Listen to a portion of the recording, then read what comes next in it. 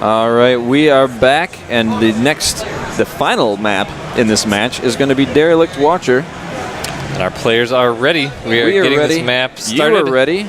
This is going to be the ace match of HBOL versus Wrathbringer. Wrathbringer. Yep. And so we've seen very different games out of both of these players. I think HBOL tried to trick his opponent the last game, and it didn't necessarily take, but in the upper right-hand corner, that said player, the pink Terran, is going to be HBOL. And in the bottom left-hand corner, in the red trunks, once again playing Zerg and playing very decisively in the last game, Wrathbringer. You know, he took a gamble last game by getting that early lair, but it definitely paid off. So yeah, it definitely was, and I think it's hard to say, but those mutas definitely, the handful of mutas that he got definitely came out at the right time because it was able to shut down the few Hellions that there were. And especially, he lost a lot of lings to those Hellions, but they were at low enough health that it really didn't take that many shots for the mutas to shut him down, and that sent HBOL running back to his base to build up his bio army. And as we saw, he was making a lot of marauders, thinking that his opponent was going to be going roaches, I think. Yeah, and I think that was a good play by HBOL. If he hadn't been scouted by that observer, I think that it may have worked a little bit better. But at any rate, I just want to remind you all that we are broadcasting live from Detroit, Michigan. We are at the Youmacon Anime Convention. This is the StarCraft 2 tournament in the game room, and this is quite the game room they've got going, people. There's arcade, there's console, there's PC. You can find something from just about any generation of gaming that you wanted to play. It's for serious. Yeah, it's pretty neat. They've even got these, like, I can't remember what it's called, but these giant pod things that you walk in, the door closes behind you, and it's like a simulation type of thing. Yeah, it's pretty neat. They've got a lot of stuff. They've got like I think a Japanese like Game Gear or Dreamcast or something over there playing some Bomberman. I was playing that a little earlier. That's pretty good stuff. So pretty cool operation. If you guys are in the area and feel like seeing some cool people playing some cool games, come on down to Youmacon. This is the first year that they have, actually, I got to stop what I was saying and go back and give you a little bit of a hard time. You were giving me a hard time yesterday about saying Youmacon, and that is all you have been saying today. I'm correcting myself, at least. You are, but... so we see a gas down before pool for our Zerg players, so this is going to mean some really early speed. But there's a Reaper coming out as well, so that speed will be needed. Yeah, and the change in Reaper is probably one of my favorite things in Terran at Heart of the Swarm so far, because it really takes the Reaper from this unit that if they get it, you're just straight up dead, to a really handy, useful scouting unit. And HBOL just planting a bunker down right in vision of this hatchery. It's just right in the middle of the middle line, and Wrathbringer, it just doesn't react. He just doesn't care, it seems. He says, hey, if you're going to get this hatchery, that's fine. You're going to have to deal with my bunker, which is going down, and he is pulling some drones down here to try and deal with this, but that bunker is about to finish. This Reaper, with a little bit of micro, will be able to get in it. Oh, he needed to keep those drones in front of the bunker to block the path of the Reaper going in there, but now that is just going to be stuck, and he's going to have to make some spine crawlers here. I mean, one Reaper doesn't do a lot of damage, but it's enough to stop you from mining and be really, really annoying. Yeah, he's going to have to cancel that spine crawler. He's going to lose it. I'm not sure if he realizes that it's getting hit, and it does die. Yeah, the second Reaper is coming as well. Third Reaper now. The SCV went in the bunker as well. He's just kind of hanging out there, but the second spine crawler is getting a little bit low there as well, but the Reapers come out, decide to poke on up into the main base, start whacking away at the gas drone, so that's going to really delay his gas, but he does have speed already in production.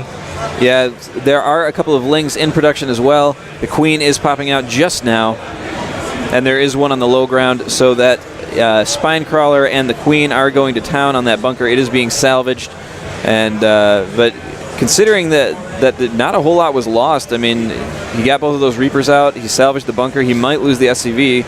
But only 4 workers killed, so not terrible, but I mean, if you consider the amount of time it took and what it interrupted, I mean, it really put a wrench in his build order, I would say. Yeah, I mean, if you look, units lost tab, 350 resources from Wrathbringer, 85 for HBOL, so I mean, at the end of the day, that's a win, especially this early in the game. I think part of the big investment that was gained from that was the fact that he was able to kill one of the spine crawlers before it finished. Wrathbringer did not get the cancel on that. So, I mean, a little early game victory, is that going to be the game changer? No, but it is definitely puts HBOL a little bit ahead, and that's always a good place to be. Yeah, the factory is down producing Hellions now. Was sitting there not doing anything for a while, but does scout in. See, there is no expansion, so this might worry him a little bit as you start to expect more units coming across the map. Stim going down as well is just starting. The Reapers coming back. Oh, those Zerglings were in just a little different spot. They might have been able to catch those a bit off guard, but they are going to hop back up into the main base. There is an expansion command center already ready and being used for mules, so it's economy +1. HBOL does have 2 Reapers and 2 Hellions. They're chasing that 1 Ling, and it did not get out. But, I mean, I'm not sure what Wrathbringer is hoping to do with these Lings down here. He does have Baneling tech, but he is not. Yeah, I think he was just waiting for those units to head out so that he can. Oh, I thought he might. Maybe he's trying to get a surround on these things. He is going to get one heck of a surround because this is going to push. Oh, he does. Oh, the Zerglings come in from the back and take both of those Hellions down. So that's going to be a rough spot. And behind it, HBOL is making 3 Marauders, and Marauders not so good against Zerglings. And these Zerglings are faster than the Reapers now, getting the surround, and both of those are going to go down as well. So now there's only a couple of Hellions back home, and HBOL realizes that he cannot land his orbital command like he originally intended to. Now the Banelings are being made, and they're going to run up that ramp and pretty much destroy everything. Yep, I was worried there at first that if he just ran right... Oh, he lowers the gate anyway. If he... Oh, no. Trying to bring the Hellions down, but it's too late. Those Banelings are already made, but if he really stays near that ramp, that's going to make these Hellions really worthwhile. Oh, no, the Lings go forward. Oh, my God, the damage on those Zerglings. And suddenly this is looking very good for HBOL. Those Zerglings don't even... Or those Banelings, rather, aren't going to get much done. There's not really much to hit. Oh, he needs to target that supply depot down because that's about all he's going to get out of that. But now look at this.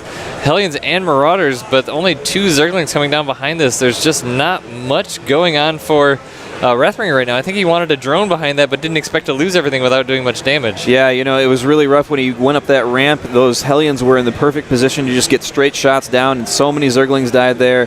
That was the majority of his attack, and so now he's on the defensive, and there's not really a whole lot here to deal with it.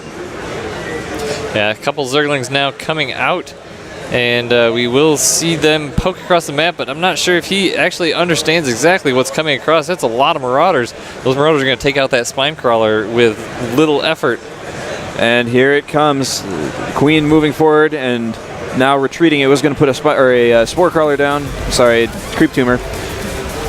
And now everything is moving in. The drones are being pulled, but not getting great positioning. The Hellions are cleaning them up. They're not really getting much done at all. And the Hellions and the Marauders are free to do whatever they please here. They're going to get this natural down and then walk right into the main. There's not anything here that can deal with it. Yeah, he doesn't want to stim too much because he doesn't actually have any medevacs. He did stim up the ramp there. Takes out that hatchery. And I don't know, there is a ton of Banelings being morphed in at the top of the ramp. These Hellions, though, do get ahead, and they're not going to be all that useful against these Marauders. Targeting down the Queens as he doesn't really seem to care that these Banelings coming out, but those Marauders are fairly low in health. And the Banelings are going for the Hellions instead, but they are not going to be able to get a whole lot done. Now going for the Marauders again. They're not very good against those armored units, so now nothing is left in Wrathbringer GG's. So HBOL winning the series 2-1 in that was a really interesting series, I would say. Oh, absolutely. It was not what I expected at all. I was interested to see all of these. It seems like HBOL really went a lot of Marauders in times when I didn't expect him to, and maybe that's what helped him out because his opponent was going Banelings a lot, and Banelings not so good against Marauders as they are armored, and especially that early layer in Game 2 as well. Yeah, HBOL did a great job of using those Hellions, and each time that he did, I think that he tried to predict when the Roaches were going to come out. The first time, it didn't end up working so well. I think that Game 3 is what he intended to do in Game 2, but then the Mutalisks kind of shut all that down. Mm-hmm. So we're going to take a really brief break here. We're going to grab our winner for a quick interview, and then I believe we're going to have a game analysis from Winter. All right. So stick around for that as we will have a little bit of content here but as we get the next matches set up. So hang on just a minute, and we'll be back with that interview.